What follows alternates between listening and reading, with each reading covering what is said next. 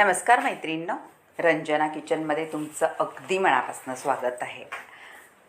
आज आपण पाहू मोड आलेल्या मुगापासून रेसिपी.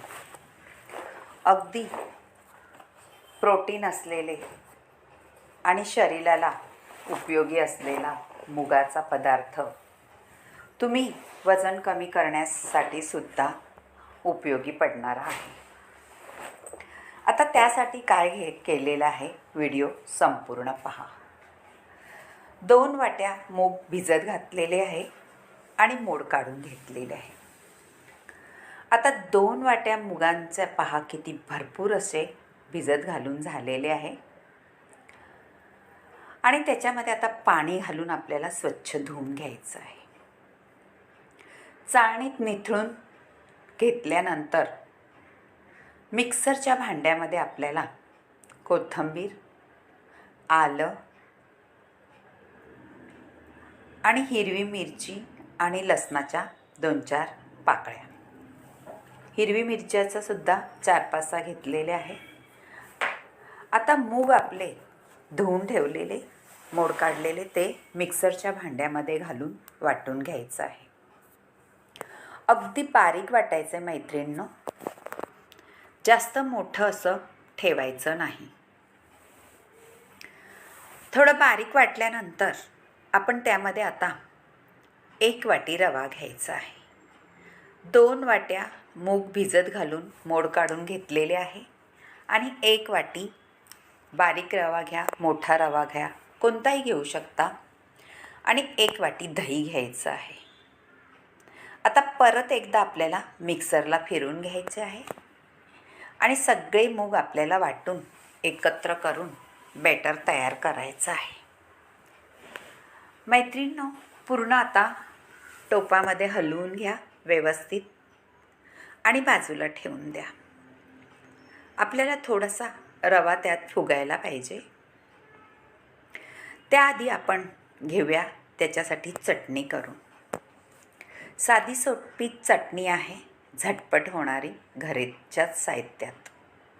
त्यासाठी घेतलेले आहे लसूण, आलं, हिरवी मिरची, कोथिंबीर आणि शेंगदाणे.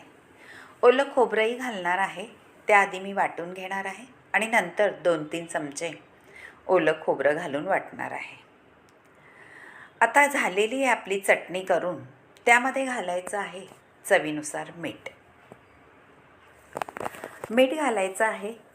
मैत्रिणींनो, तुमच्याकडे लिंबू नसेल तर आमचूर पावडरचा सुद्धा उपयोग करू शकता ह्या चटणीला. हे पहा, आमचूर पावडरसुद्धा अर्धा चमचा घालून घेतलेली आहे. तिनेसुद्धा आपला चटणीचा स्वाद अप्रतिमच येतो आणि काळीसुद्धा पडत नाही. आता सगळं मीठ आणि आमचूर पावडर परत एकदा मिक्सरला फिरून घ्यायचं आहे. म्हणजे एकजीव झाल्यानंतर त्याची टेस्ट भारी लागेल. आता त्यानंतर त्याच्यावर तुम्हाला तडका द्यायचा असला तर देऊ शकता आणि नाही दिला तरीसुद्धा तेवढीच चांगली लागणारी आहे. आता आपलं बॅटर बाजूला ठेवलेलं त्यामध्ये आपण मीठ घालून घेऊ. कारण आपण त्याच्यात हिरवी मिरची, लसूण, आलं, कोथिंबीर घातल्यामुळे छान मिठात टाकल्यानंतर चव येते. तुम्ही कधी केले का असं मोड आलेल्या मुगाचं रेसिपी? नसली केली तर नक्की करून पहा आणि रंजना किचनला लाईक करा, शेअर करा, कमेंट करायला विसरू नका आणि सबस्क्राईब करा. आता त्यामध्ये मी घालणार आहे फोडणी. तेल गरम करून घेतलेलं आहे. जिरी, मोहरी, हिंग याची फोडणी देणार आहे. अप्रतिम लागते मैत्रिणींनो ही फोडणी दिलेलं मुगाच्या बॅटरमध्ये. हिरवे मूग म्हटले का खरंच पौष्टिक असते, लहानांपासून मोठ्यांपर्यंत. तुम्हाला वजन कमी करायला सुद्धा ही रेसिपी तेवढीच उत्तम आहे. आता आपण एक पॅन ठेवायचं आहे छोटंसं. तुम्ही याचे डोसेही करू शकता किंवा छोटे छोटे असे पॅनकेकही करू शकता. मी घेणार आहे छोटे छोटे करून असे पॅनकेक. मुलांना खूप आवडतं असं, म्हणून ह्या टाईपमध्ये करणार आहे. तुम्ही डोसेही करू शकता, इडल्या करू शकता, आप्पे करू शकता, किंवा तुम्हाला वाटलं तर असंच आपण मैसूर डोसा म्हणतो किंवा आप्पे खूप सुंदर होतात त्याचे. आता त्यावर थोडीशी लाल मिरची पावडर भुरभुरायची आहे आणि चाट मसाला. पहा मैत्रिणींनो, अप्रतिम असं आपलं तयार झालेलं आहे. तुम्हीही करून पहा, नक्कीच आवडेल. आता साईडने तेल सोडल्यानंतर आपल्याला थोडंसं बघायचं आहे का झालं आहे का. पण वरून थोडंसं बेटर आपलं सुकल्यानंतरच पलटी करायचं आहे. पाहू शकता किती सुंदर कलर आलेला आहे त्याला, अगदी अप्रतिम. मुलांना तुम्ही टिफिनलाही देऊ शकता किंवा छोट्याशा भुकेला संध्याकाळी, नाहीतरी जेवणाला सुद्धा करू शकता. अगदी पोटभरीचा नाश्ता किंवा जेवण होणारा आहे. त्यावरती तूपही घालू शकता, बटर घालू शकता, चीज घालून आणखीन आपल्या भाज्यासुद्धा घालू शकता आणि हे असं पॅनवरती करू शकता. आता खरपूस भाजून घ्यायचं आहे आणि मुलांना नक्कीच आवडेल हेल्दी रेसिपी. अशा काही हेल्दी रेसिपी तुम्ही नक्कीच मुलाबाळांना खाऊ घाला. बाहेरचे पिझ्झा बर्गर खाण्यापेक्षा आपल्या घरातलंच पौष्टिक रेसिपी करून घातल्या का त्यांनासुद्धा शरीराला अपायकारक होणार नाही.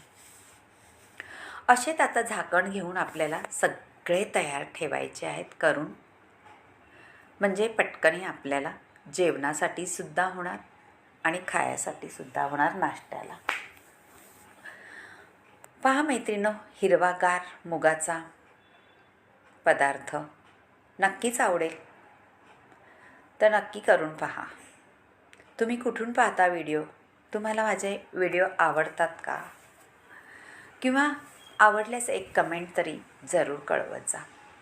तुमच्या कमेंट वाचायला खूपच आवडतात आणि यात काही बदल करायचा असला तरीही सांगू शकता.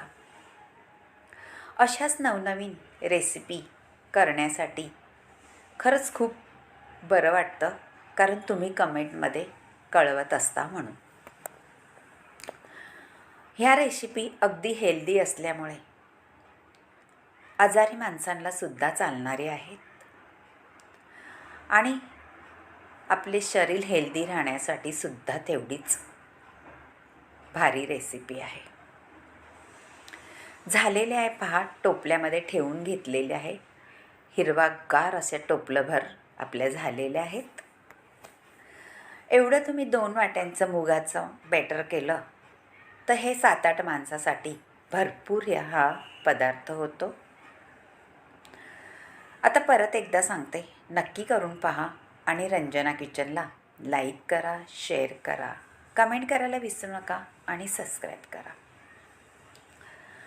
तुम्हाला आवडेल अशी रेसिपी झालेली आहे. तुमच्या मैत्रिणीशी सुद्धा ही रेसिपी शेअर केली तरी त्यांनाही एक कमेंट करायला सांगा. बाय मैत्रिणींनो, भेटूया आपण अशाच नवनवीन रेसिपीमध्ये. तोपर्यंत मोड आलेल्या मुगाचा पदार्थाचा स्वाद घ्या आणि कमेंट करून मला नक्की कळवा. Bye bye. भेटूया पुढच्या रेसिपीत. Bye bye.